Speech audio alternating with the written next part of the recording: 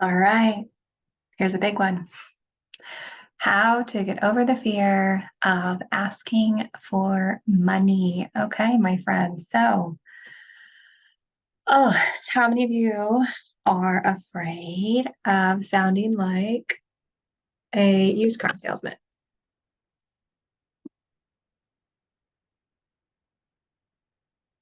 How many of you are afraid of someone telling you no?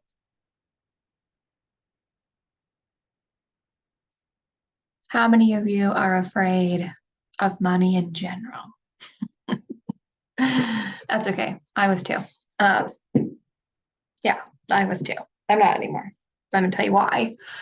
Um, but really, right, like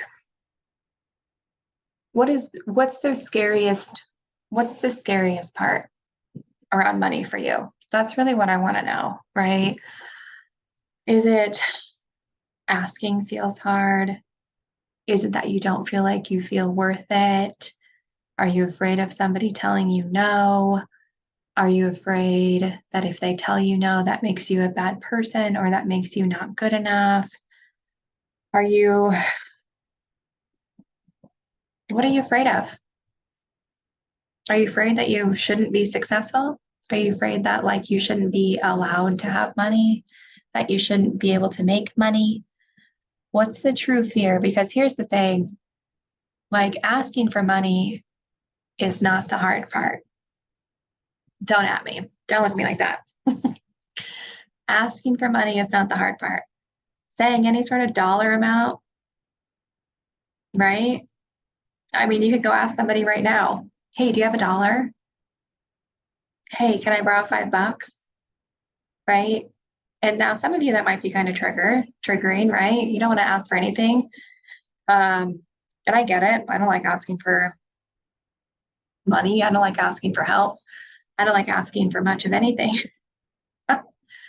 Once in business, I have no problem asking for money, right? Because your self-worth is not tied to your services. It's not tied to what you are selling. It's not tied to what you are giving. It's not tied to anything. It's just is, right? You're worthy because you are.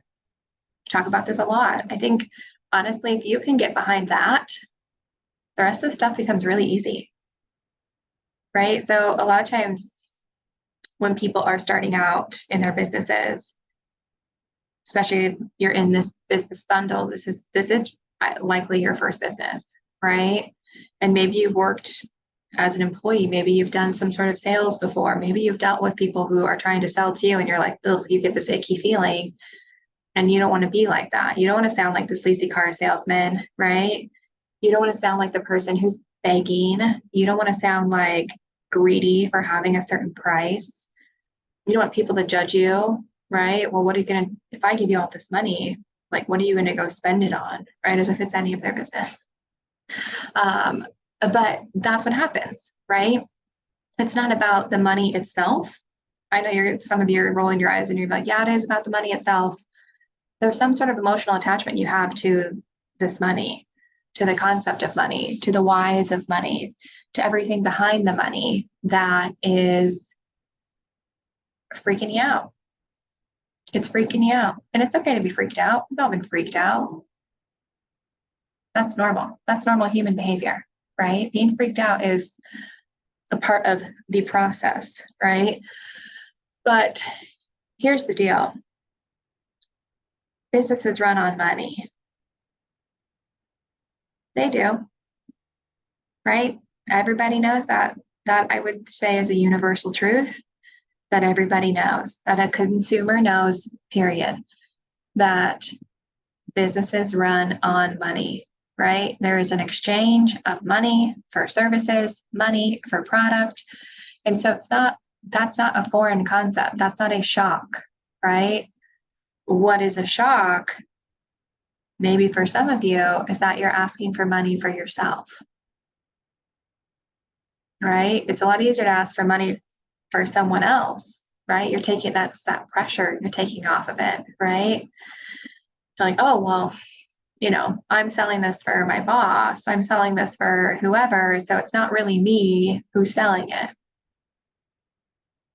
That's lame. You're still selling it. You're still more than capable, right?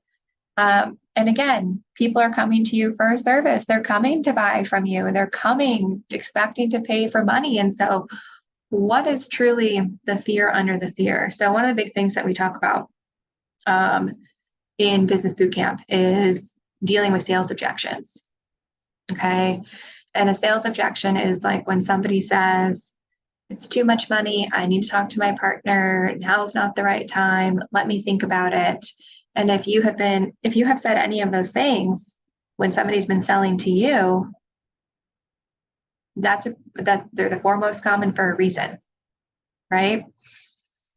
But what we have to remember is when it comes to sales objections, usually the first thing that people say is not the true objection, right? Asking for money is not the true fear.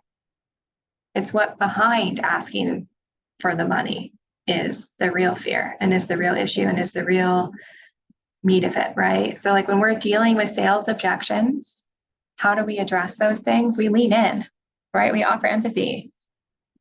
We say, yeah, it is a lot of money, or yeah, it is. I do understand that this is the price, And we dive deeper in this. So I'm not going to go too heavy on it, but what were you expecting to budget for this? That's a totally normal question. Oh yeah, let me talk to my partner. Great. Is he there? Is she there? Oh, okay. Yes or no, right? Well, why don't we get them on a call together? Or what do you think their biggest concern is? If you were to talk to your partner, what do you think would be holding them up? Pro tip, usually whatever they say it is their actual true objection, but we'll get into that, right? What else? Let me think about it. Okay. Hey, just out of curiosity, how long do you need to think about it? What do you feel like are the biggest things that are really holding you up that you need to think about? Right? And then, now's not the right time. Oh, I understand. Yeah, things are crazy right now. It's the holidays. This is going on, this, that, or the other, whatever it is, right? But out of curiosity, why did you think now is the right time to contact me? You said you've been struggling with ABCD for this long, and you're still really in the thick of it. So wouldn't it make sense that now is the best time for this? Right? And when we lean in and we offer empathy versus panic, right? When we're talking about these things, then we can really get to the root of what's going on. What's the fear, right? And so what I want to know from you is, what's the real fear behind asking for money? What is it? And if you can figure that out, then we can work our way backwards, right? And we go back to our kind of our steps. Okay, well, is this ultimately true? Right? Is this actually true that I don't deserve this money? Right? Is it any of these things? Is that ultimately true? Is it actually true? Or am I just afraid? Oh, well, nobody would pay me that. Well, people pay for all sorts of things. People pay millions and millions of dollars for things, right? So what you're asking for, are you sure they wouldn't pay for it? Are you sure there's no one out there in the 7+ billion people out there who wouldn't pay you for it? Right?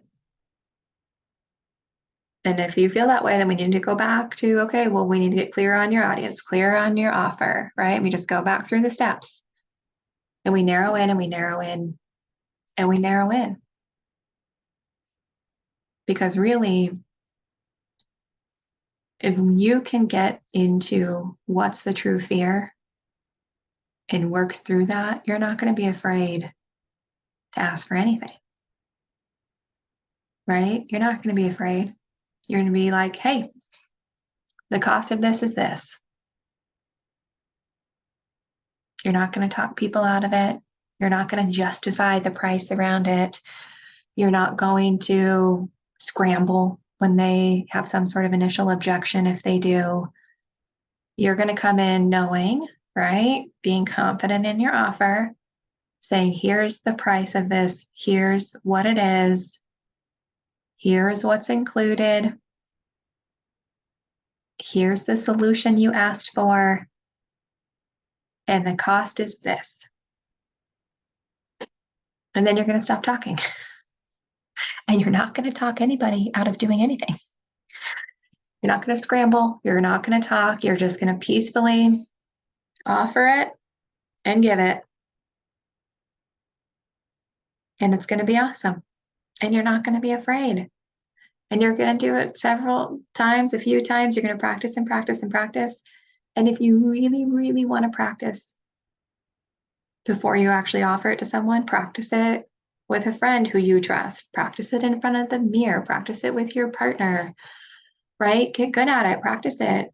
Feel into it. Journal about it. Know that you are not afraid to put yourself out there. Because really, what's the worst that can happen? Truly. If we're going to go there, let's go there. What is the worst possible thing that could happen if you ask somebody for money for your services and they say no?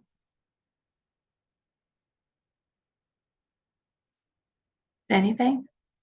It hurts your feelings. That's fine. They hurt your feelings. Sometimes my feelings can hurt. I'm not a robot.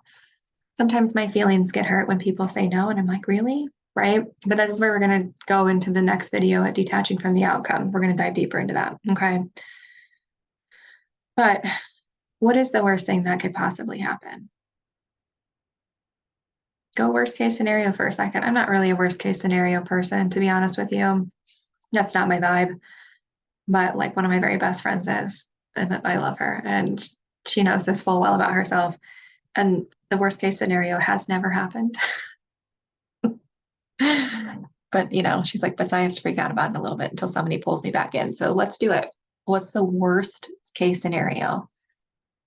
Honestly, I think that the worst case scenario is you ask somebody if they want to buy your service and they say no, thank you, or they say no, right? Or they give you one of those sales objections that we work through anyways, and you really find out what the true problem is, right? Is the true problem that you actually lost them in the first 10 minutes of the sale because you didn't set it up right? Usually people lose their sales within the first 10 to 20 minutes, maybe less. And the first few things that they say and the first few things that they do, they actually lose the sale way in the beginning, which we will definitely, we dive into pretty deeply on sales in Business Bootcamp, because that's a much longer conversation than we're having right now. But, it's getting over the fear. What's the worst case that can happen? Someone says no. Does that make you a bad person? No. Does it make you wrong? No. Does it make them a bad person? No. At least not for that. We don't know. We know the rest of their life, right? What's the worst that can happen if they say no? They just say no, and we move on to the next sale. We figure out maybe, I could have verbiaged this differently. I could have said it this way. I could have listened to them more. I could have really figured out their actual problem versus just being afraid to ask them for money, right? Figure out what really keeps them up at night. Figure out some of these other pieces of the puzzle, right? Reflection's okay, right? Hey, how could I have done this better? Oh, actually, you know what? Looking back, they're not my right audience. They wouldn't have been good to work with me anyways. Right? Or ways you could have worked around it a little bit, or you could have pointed this out, or you could have listened to them more. You could have helped them identify their problems better. You could have talked through more of the things that they, have tried before and it hasn't worked, right? And we work through all that stuff. So, but at the end of the day, them saying no doesn't make you any less of a person. Doesn't make you any less of a human being. It's not connected to your self-worth. And so let's dive into the next video where we're going to talk about what detaching from the outcome means, what it looks like, and why it is actually the secret to getting more people to say yes to you.